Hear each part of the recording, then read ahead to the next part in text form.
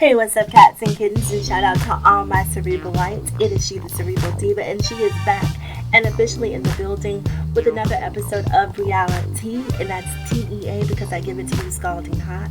So grab your cups, grab your saucers, gather around, people, and let's all partake in this libation of Real Housewives of Atlanta tea. Season 12, Episode 6. Now, before we talk about Season 12, Episode 6, let's talk about why I haven't talked about episodes 4 and 5. Because there was nothing to talk about. There was nothing to talk about. I have things to do. You have things to do. So I didn't want to waste your time talking about nothing. I didn't want to waste my time talking about nothing. It was my birthday, the holidays, just a bunch of other things going on. So if I'm going to take the time to talk about something, it needs to be something worthy of being spoken about. And those last 2 episodes for me were just... they were lackluster, ho-hum episodes, so what was the point in talking about? Nothing. So anyway, Season 6, we're about 1/3 of the way through the season. And finally, they've given me something that I can sink my teeth into. And to that I say thank you, Kenya Moore. Oh my gosh, Kenya Moore. What is wrong with you? What is wrong with you? Okay, so let's talk about it. Before we talk about the event that happened last night, because I really think that that's the only thing that we need to discuss here today. But I'm trying to think about if there's anything else about last night's episode that stood out to me that's even worth mentioning. The only thing I can recall is the interaction between Todd and Kayla. That was a tough scene for me to watch. I'm not even sure if that scene should have been filmed on TV. You can tell that the dynamic between their relationship is, I don't know, it's stressed, for lack of a better term. And I'll tell you why I think to some degree that relationship is stressed. I think that Kayla, being 23, is coming into Todd marrying a multi-millionaire, multi-business owner, a mogul, i.e. Candy Burns. And now that Kayla is 23, she's no longer a child. While Riley, who looks like a grown woman, is only, I think 16, gets to have access to everything that Kayla wishes she had access to. And I feel like Kayla probably feels that, but doesn't speak up and say that out of fear of appearing ungrateful, or maybe having a conversation, like, you're not a child, you're an adult, get out there and get it yourself, which is kind of what Candy was saying last night. So I think that Kayla is sitting by on the sideline. Her dad, who is, successful in his own right, but definitely not to the degree that he's been with Candy. She's watching Riley get apartments in New York. She's watching Riley get luxury cars and, internships at these law firms and all sorts of cool things that are happening in Riley's life. And meanwhile, her life is just sort of, at a standstill. And I think that for most of us, that would be a very hard thing to watch or to be a part of. So I personally think that Todd and Candy should have Kayla write up a business plan, figure out what she wants to do, what her plan is to do. At 23, they give her, like, let's say $150,000. That doesn't seem like a lot of money between the two of them. I'm not counting anyone else's pockets, but I think $150,000 is a really sound investment. And you don't just give it to her all at once and let her go crazy, right? You give it to her incrementally. You have her come to you with a business plan, tell us what you're going to do, what the vision is for the business. We're going to hire a business manager. We're going to partner you with people who can help you be successful. And we're going to give you the opportunity to have the success. If it fails, that's on you. If it succeeds, job well done. You know what I mean? But at least we're going to give you the opportunity to be successful, because it has to be a tough thing to watch Riley sort of be spoon-fed all of these different opportunities. Meanwhile, she's having to scrape and scratch her way to the top, if you will, to get by. So I think that they should definitely at least give her a one-time, get out of jail or start your life stipend to really go out and make her dreams happen. All right, so enough about that. So let's talk about what we're really here to talk about, and that is Marlo Hampton's wig launch. First of all, Marlo, have you not learned from Sheree? Do not, I repeat, do not use female pronouns as a business name when you're on the Real Housewives of Atlanta. You should have known that from the defunct She by Sheree. So Marlo Hampton launched her wig line, which is called Her. Had a event. I want to say a huge event, but I guess relatively speaking, a huge event. She had this event for her new wig line, Her, and it was really funny to see some of the Bravo is really shady. Whoever does the editing on Bravo needs to be stopped, because we see this conversation between Cynthia and Eva, and they're talking about going to the event, but they're both a little critical of Marlo of Marlo starting a wig line, just because they're like, homegirl, we've seen your wigs. I'm not quite sure if that's the direction you want to go, because sis, like, no. So they're having this FaceTime conversation, and the cameraman sort of edited in all of these different outtakes of Marlo and some pretty questionable units, and I was just like, oh wow, they have a point. They have a point. They have a point, because when I was looking, I was like, oh, I'm definitely seeing much better than that. But I've also seen Marlo with some really good hair. So anyhow, I just thought that the cameramen are so shady. And anyway, I'll tell you again a little later on why I think the Bravo production in general is shady, in my opinion. So let's get right to the wig launch party. So Marlo invited everyone, including Eva, including Kenya. I thought that was a very adult thing to do. So Eva declined, did not come, even though Marlo personally invited her, not through a group text. She personally invited Eva to come, and Eva was like, no, thank you. Been there, done that. Kenya initially declined, but yeah. Kenya, oh my God, Kenya. Why, Kenya? Why would you do that? So the party is in full swing. Marlo's coming out. She's playing some corny games.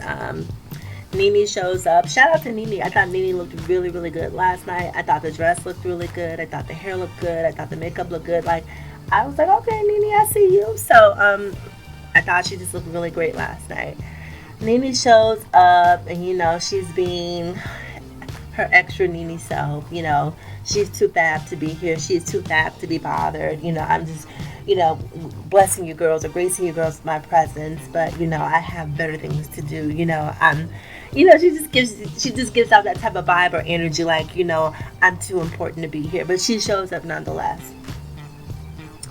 So she shows up, and Portia gives her the PW curve. That had me in stitches, because even before she got to the party, Portia was in the car with Shamia. I'm trying to remember who else was driving with Portia, but they were having a conversation, and Portia was prepared in case Nene showed up. She said in no uncertain terms, if I bump into this woman, I have nothing to say to her. I don't even want to say hello. We're just not on that level. I'm good. So I was waiting to see at the party if Portia was gonna, because people will say that, but it's hard to keep that energy. For me, I will feel that way about a person, but when a person speaks, I guess my southern side comes out, and I'm forced to say hello back. I don't know how to just be completely rude, even though I may not want to interact with that person. If someone says hello, 9 times out of 10, I'm going to say hello back. So Nene comes over in Portia's direction. Before she can even get a top opportunity to say hello, Portia exited stage left. And made it quite obvious that she didn't want to have anything to do with Nene. So Marlo calls the two of them up to do some sort of game that she had prepared with her wigs, some sort of interactive game where they tried to curl hair, and she put the two of them together, which I thought was interesting and a little shady. And so as they're curling the hair, suddenly you see the camera flash, and you see a drum line rounding the corner. And this is why I say Bravo is shady. Because in order for those cameras to catch that drum line coming around that corner, production knew what was about to unfold. Production knew that Kenya was planning this. Not only did production know that Kenya was planning this, they made sure to capture every moment of Marlo's embarrassment on camera.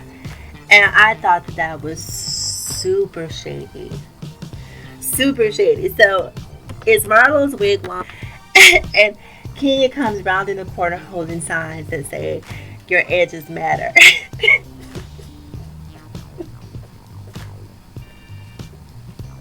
Yeah. Oh my god. Oh my god. Oh my god. Oh my god. Okay, just give me a moment. Just give me a moment, please.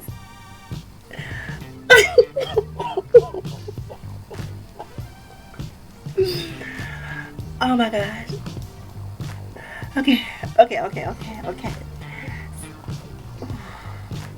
Woosah, woosah, woosah, woosah. Okay. So Kenya comes round in this corner, holding these signs, and I'm trying. Just give me a moment, please. Oh my god. Okay.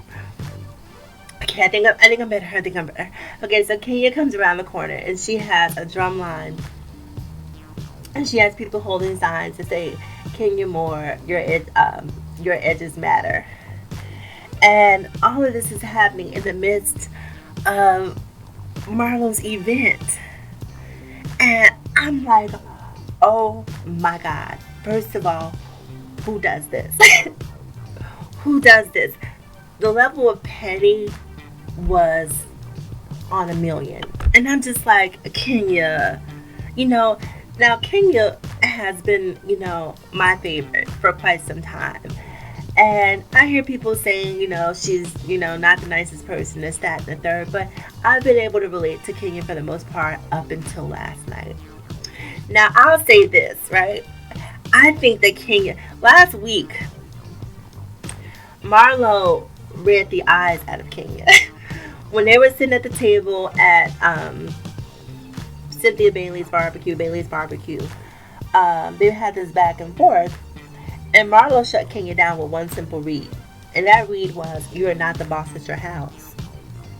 And when she said that to Marlo, you saw Kenya look stupefied, like she didn't have a comeback. Kenya, the queen of comeback, the queen of clapbacks, had absolutely nothing to say to Marlo in that point because she knew that Marlo had hit a sore spot in that moment. So I think Kenya left the Bailey barbecue plotting her revenge, exacting revenge, trying to figure out, oh no, I could not let her get away with one up in me at that barbecue. I have to do something to get her back. And the only thing that she could think to do was to ambush her event. So she ambushes the event. When she initially comes in, shout out to Marlo Hampton. Marlo really tried to play it cool. Marlo was trying to incorporate Kenya in. She was being complimentary. Kenya has beautiful hair. She doesn't have to wear wigs. She makes really. She was really trying to be an adult about it, because I think at that moment she just wanted to save face, and she knew that she was in a very compromised position, and she tried to make the most of it. So, and she didn't initially just go off on Kenya. It took some time for it to really settle in what had just happened. Not only that, after Kenya shows up, the event became completely all about Kenya. So everyone started gathering around Kenya and talking to Kenya. And Marlo felt alienated by that. Like, damn, it's my event. You saw what she just did to me, and you guys mean to tell me that you're going to go rally around her and not be here to support me? And so she started having this micro tantrum about, and rightfully so, because I don't want to mitigate, her feelings in that instance, because what Kenya did, even though it was great television, even though it was super funny, even though this is why Bravo brought her back to the show, what she did was absolutely wrong. It was wrong. Like, we're talking about a woman who got mad last week or a few weeks ago because Eva chose not to show up at her event because she deemed Kenya to be unpredictable. But here you go being unpredictable. But at the same time, you're upset with Eva for not wanting to bring her kids around you because she views you as being unpredictable. So all you've done was essentially make Eva's point that, we never know what's going to happen when Kenya Moore shows up. So I felt really bad for Marlo, and again, even though I'm a Kenya supporter, I have to call right as right and wrong as wrong. As Yovanna Van Zant was saying, we have to call a thing a thing.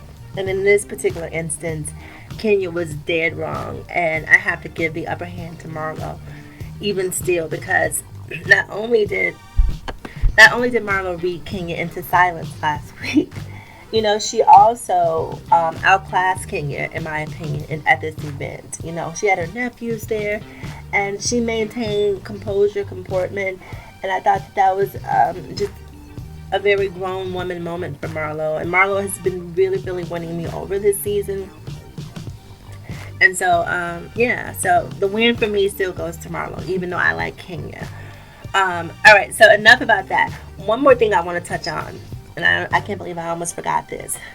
Yovanna.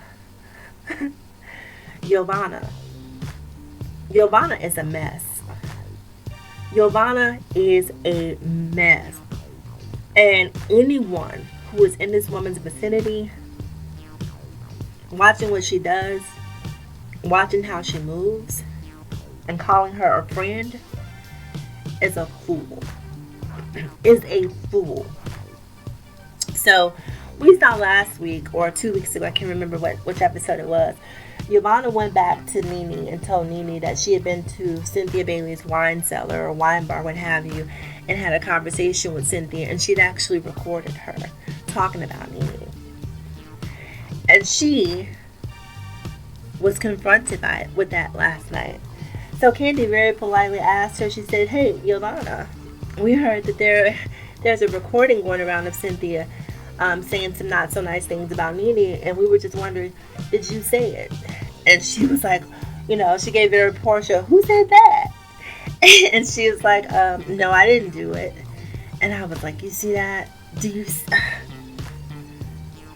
If Nene thinks that Yovanna recording Cynthia is something that Yovanna would only do to Cynthia and not Nene, you're a fool.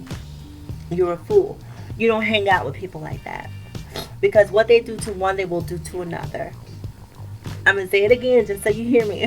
What they do to one, they will do to another. So don't think that venom is only reserved for people that you don't like. That venom is reserved. See, Yovanna is a social climber. If you've ever wondered what clout chasing looks like, if you've never seen clout chasing live and in action, watch Yovanna. This is the epitome of clout chasing. So she's trying to hitch herself to Nene so bad. She's trying to align herself with Nene so bad because she wants the peach. That's really the goal. And the moment she gets a peach, the moment that she becomes officially a friend of the show and she's in the fold in a way that she feels secure, she is going to give Nene hell. She is going to give Nene hell, I promise you. Because she is so calculated. I don't like her. I don't like her energy. I don't trust her. I don't like a woman who will sit in your face and do one thing and lie. And completely tell a bold-faced lie. Like, why would you... I'm not here for Yovanna. And it's going to be really interesting to watch and see what happens this season when this whole snake gate comes out. Because most of us who watch the show know at this point that Yovanna is the snake here. I don't think there's anything else I have to say about this episode. It'll be really interesting to see the fallout next week, to see, Marlo's opinion about what happened, because I'm sure she's definitely going to have some choice words for Kenya. Anyway, you guys, I need to get ready for work. As always, in closing, people, remember to live better, love harder, think smarter, like, comment, subscribe, and share if you care.